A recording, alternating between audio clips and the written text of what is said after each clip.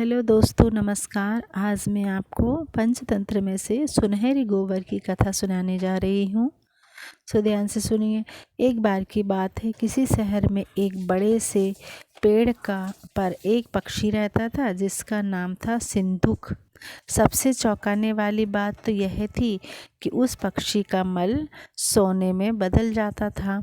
यह बात किसी को भी पता नहीं थी। एक बार उस पेड़ के नीचे से एक शिकारी गुजर रहा था।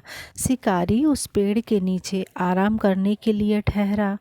वो आराम कर ही रहा था कि इतने में सिंदूक पक्षी ने उसके सामने मल त्याग कर दिया। जैसे ही पक्षी का मल जमीन पर पड़ा, वो सोने में बदल गया। यह देखते ही शिकारी बहुत खुश हुआ और उसने उस पक्षी को पकड़ने के लिए जाल बिछाया। सिंदूक जाल में फंस गया और शिकारी उसे अपने घर ले आया। पिंजरे में बंद सिंदूक को देख शिकारी को चिंता सताने लगी कि अगर राजा को इस बारे में पता चला तो वो ना तो सिर्फ सिंदूक को दरबार में पेश करने को कहेंगे, बल्कि मुझे भी सजा देंगे। यह सोचकर डर के मारे शिकारी ने खुद ही सिंदूक को राज दरबार में पेश कर राजा को सारी बात बताई।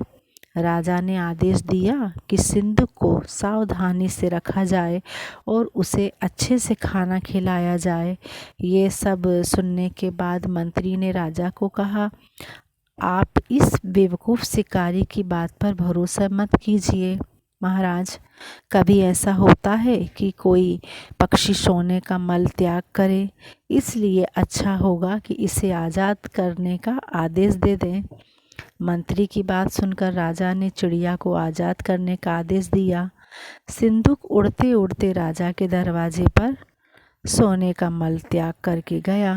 यह देखते ही राजा ने मंत्रियों को उसे पकड़ने का आदेश दिया, लेकिन तब तक तो पक्षी उड़ चुका था। उड़ते उड़ते सिंदूक कह गया, मैं बेवकूफ़ था जो शिकारी के सामने मल त्याग किया।